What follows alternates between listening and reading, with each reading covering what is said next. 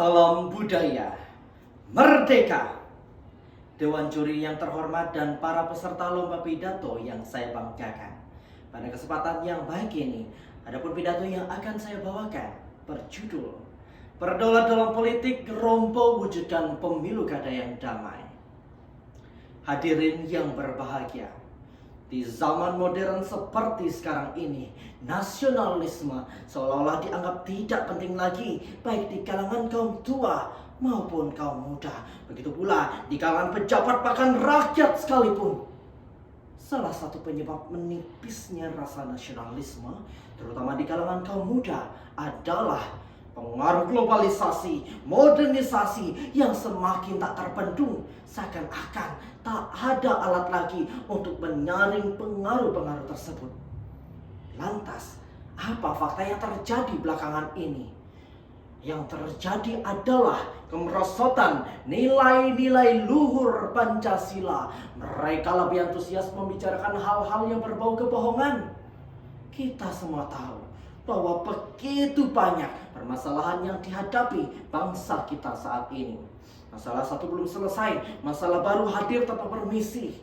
Mulai dari masalah kesejahteraan rakyat, kepedulian terhadap sesama yang kian menipis, keadilan, hingga isu SARA yang mengancam nasionalisme dan kesatuan bangsa. Seakan-akan tak ada waktu lagi untuk memikirkan nasionalisme. Tapi, akankah kita begitu lemah dalam menghadapi masalah-masalah tersebut? Atau akankah kita semua rela hancur lebur hanya karena semua itu? Tidak, saudaraku. Kita harus bangkit, Kita harus berjiwa besar dan tawakal menghadapi semua itu. Wahai saudara-saudaraku dimanapun berada, suasana damai tentu menjadi dambaan setiap orang. Lebih-lebih dalam rangka pemilu kada yang akan berlangsung secara serentak di bulan Oktober tahun ini. Pertanyaannya, bagaimana mewujudkan itu semua? Itulah sebabnya hari ini saya berdiri di depan saudara-saudara ingin mengetuk hati kalian agar turut berpartisipasi dalam mewujudkan pemilu kada yang damai. Untuk itu, mari sejenak lihat ke belakang betapa gigihnya perjuangan Bung Karno tanpa rasa takut dan gentar sampai bisa membawa bangsa Indonesia ini mencapai kemerdekaan dan lepas dari belenggu penjajah yang berabad-abad lamanya. Semangat itulah yang perlu kita tiru dan ejawantahkan di era kemerdekaan yang telah diwariskan oleh Bung Karno.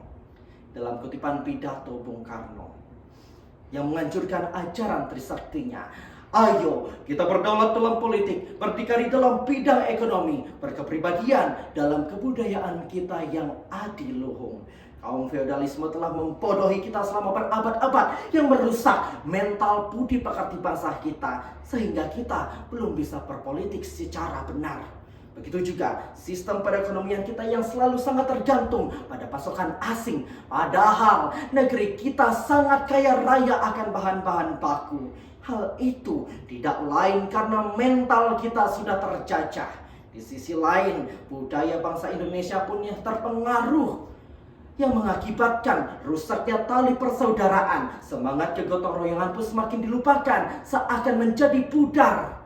Karenanya, hari ini, ayo tumbuhkan kembali semangat kita dari keterpurukan mental dan mari bangkitkan ajaran Trisakti Bung Karno demi kejayaan Nusantara tercinta. Saudara-saudaraku yang kucintai, pemilu kada akan dimulai, tentunya sangat memerlukan mental dan budi pekerti yang baik. Pastinya rasa persaudaraan yang kuat tentu akan berpengaruh besar atas lancar dan damainya pemilu kada.